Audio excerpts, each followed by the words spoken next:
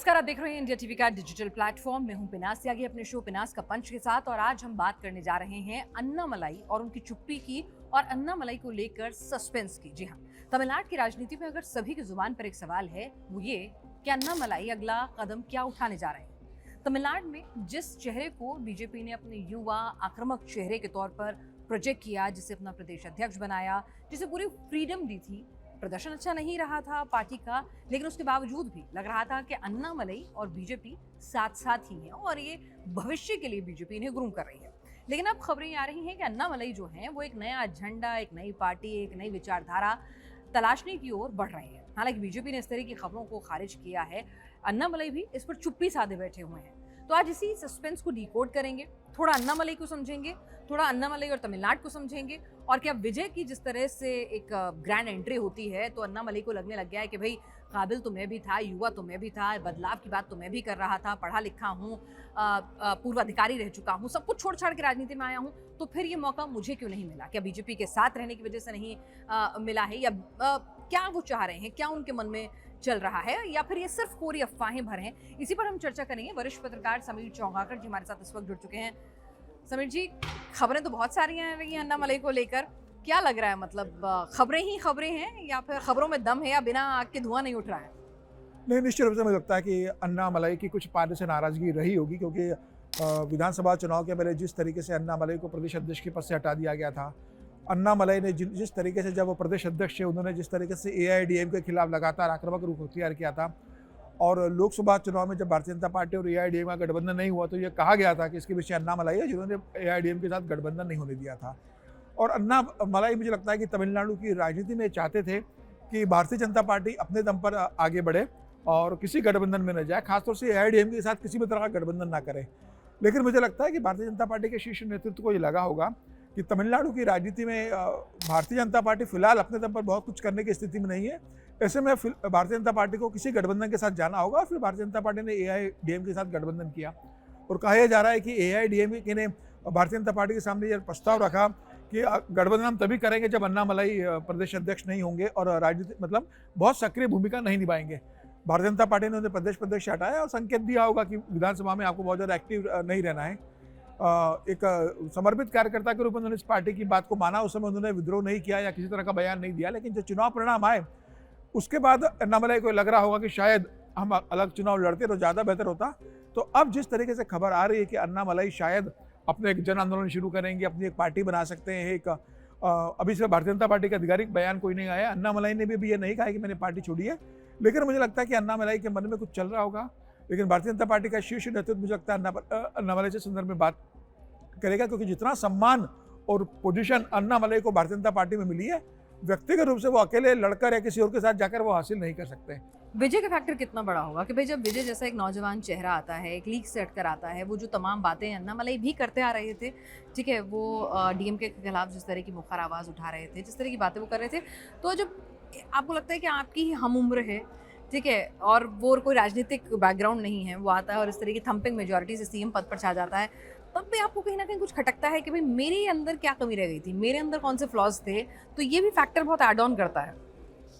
नहीं, अन्नामलाई को जब भारतीय जनता पार्टी ने अध्यक्ष बनाया, अन्नामलाई ने एन मन एन मक्कल अपनी पदयात्रा निकाली थी। उसकी शुरुआत अमित शाह ने की थी और उसका समापन प्रधानमंत्री नरेंद्र मोदी ने किया था, और उसका बहुत अच्छा रिस्पॉन्ड भी मिला था। और भारतीय जनता पार्टी को लग रहा था कि अब तमिलनाडु में भारतीय जनता पार्टी अपने पैरों पर खड़ी होने की स्थिति में यह एक बेहतर विकल्प के रूप में जनता के बीच में आएगी। लेकिन वहाँ की द्रविड़ राजनीति में भारतीय जनता पार्टी को वो स्पेस मिला नहीं अन्नामलाई के साथ। लेकिन मुझे लगता है कि अन्नामलाई को भी थोड़ा धैर्य रखना चाहिए पार्टी के अंदर। भारतीय जनता पार्टी भविष्य की राजनीति और लंबे समय की राजनीति हमेशा करती रही है। बंगाल के अंदर लंबे समय तक भारतीय जनता पार्टी विपक्ष में नहीं रही। उसके बाद आज भारतीय जनता पार्टी ने बंगाल में सरकार बनाई है।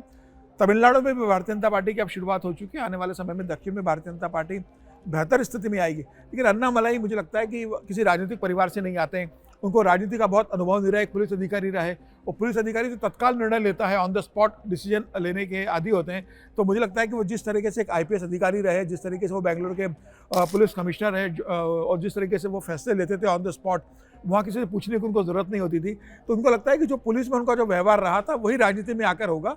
आपने खाकी वर्दी में जो व्यवहार किया है, वह खादी पहनकर आप नहीं कर सकते, उसमें आपको जनता के साथ चलना पड़ता है। मुझे लग रहा है कि वो फ़र्क अभी अन्नामलाई समझ नहीं पा रहे हैं और वो उसी राजनीति को आगे बढ़ाना चाहते हैं।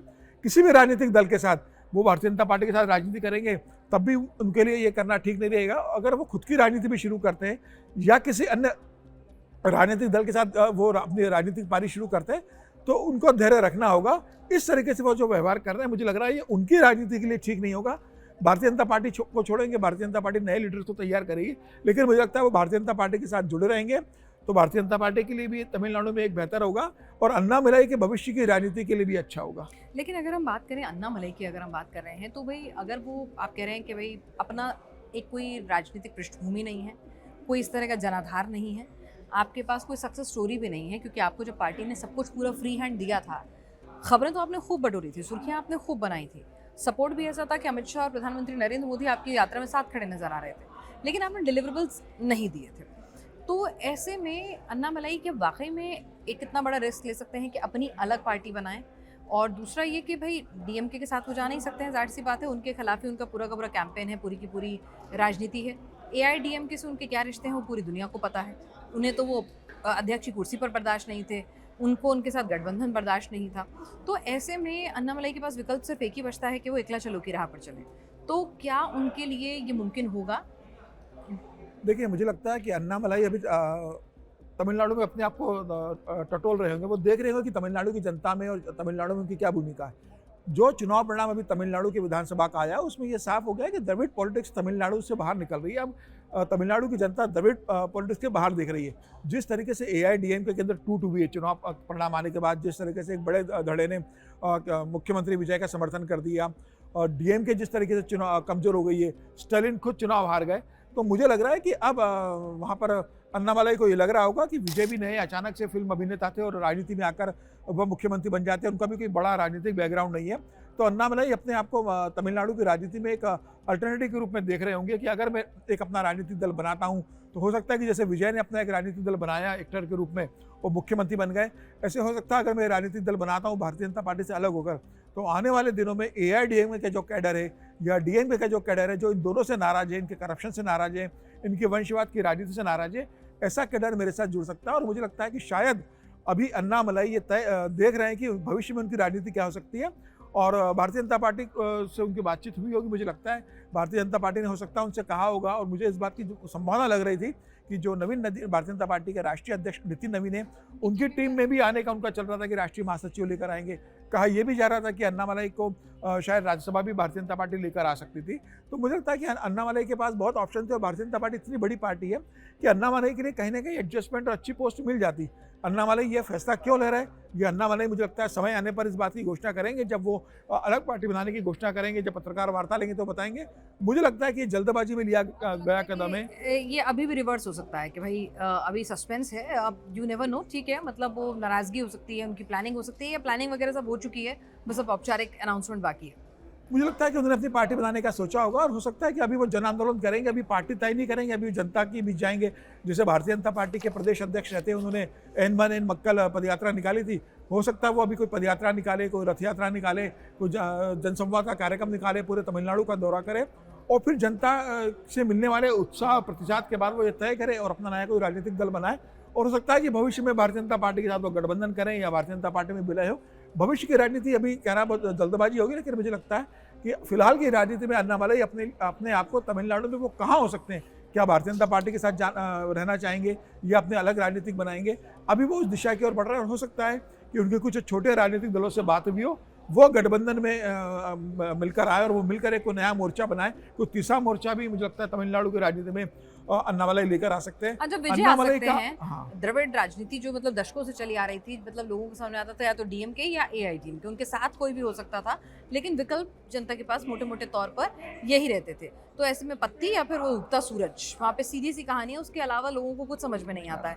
तो ऐसे में जब विजय भी आ गई है, हाँ, अब तो विसल आ गई है, तो वही मैं कह रही हूँ ना, तो अब एक होप बनी है कि भाई द्रविड़ राजनीति से इतर भी आप कुछ कर सकते हैं। तो अन्नामलाई को भी उसमें एक वैक्यूम, एक स्कोप दिख रहा है कि भाई नेचुरल चॉइस जो है वो डीएमके और एआईडीएमके नहीं है और इसमें अलग रख के ही ज़्यादा फायदा है। देखिए, अगर अन्नामलाई को यह लग रहा है कि विजय रातों रात मुख्यमंत्री बन जाते हैं एक्टर, तो विजय के पास एक फैन फॉलोइंग थी, एक सुपरस्टार होने के कारण।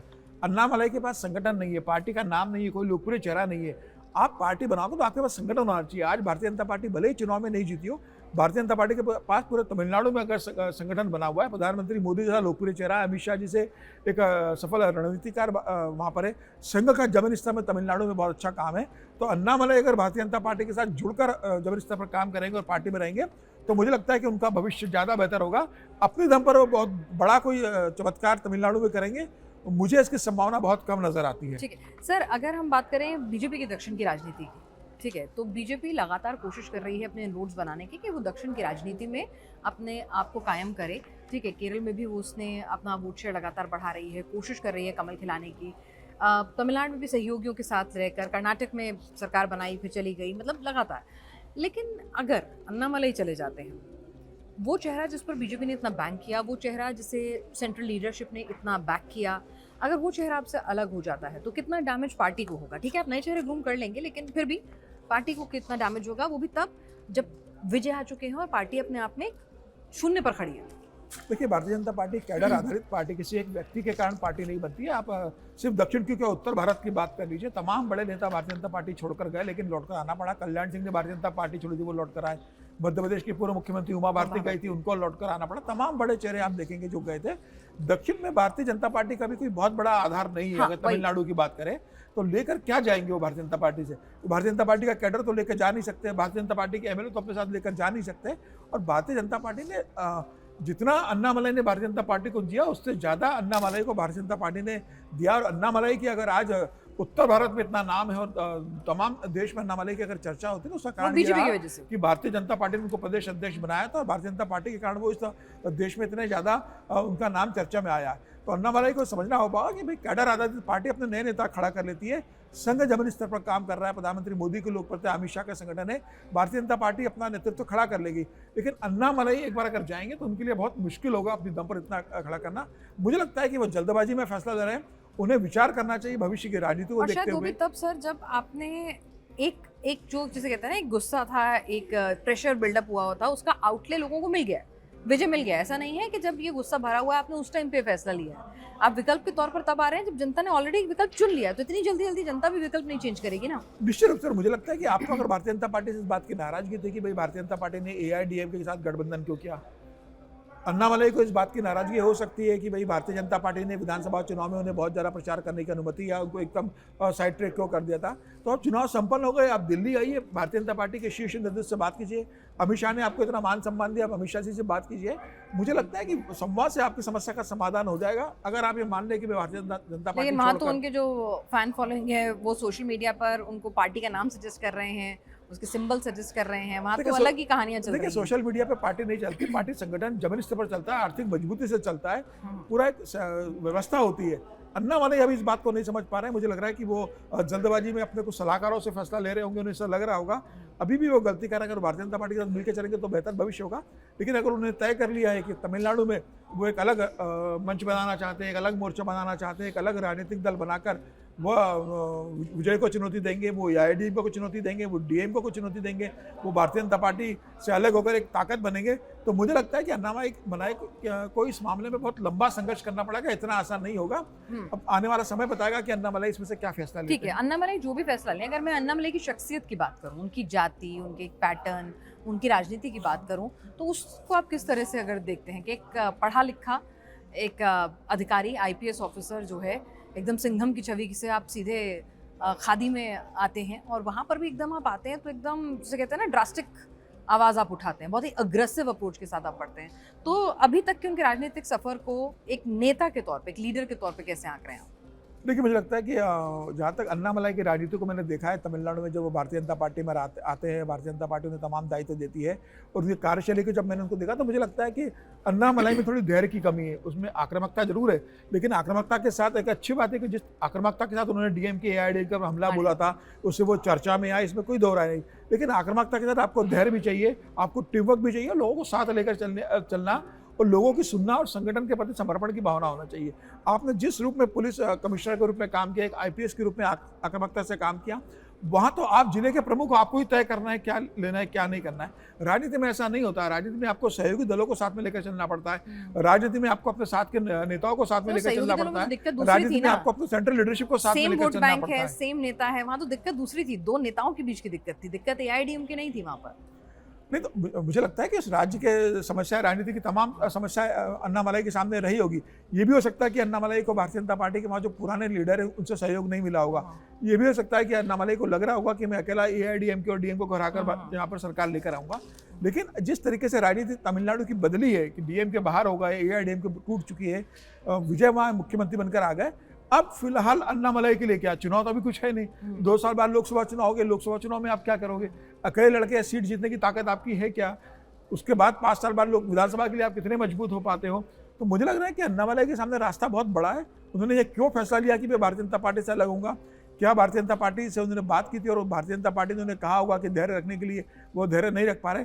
मुझे लगता है कि फिलहाल ये जल्दबाजी में लिया गया फैसला है और अगर वो अलग जाने की कोशिश करते हैं तो उनके लिए संघर्ष बड़ी होगी मेरे हिसाब से। चलिए तो देखते हैं कि अन्नामलाई पर जो सस्पेंस है ये कब, जिसे कहते हैं सस्पेंस, खत्म होगा और एक क्लैरिटी जो आएगी। लेकिन कहते हैं ना, बिना आग के धुआं नहीं उठता है, तो खबरें तो यहाँ पर बदस्तूर लगातार चल रही हैं। खबरों से जुड़ा हुआ हर अपडेट, हर पहलू हम आपको समझाने की कोशिश आगे भी करते रहेंगे। फिलहाल समीर जी आप आए और इस पहलू को आपने हर एंगल से दर्शकों के सामने रखा, आपका बहुत बहुत शुक्रिया। और प्रनास का पंच में आज के लिए बस इतना ही। आप हमारे YouTube चैनल को लाइक करना, सब्सक्राइब करना ना भूलें।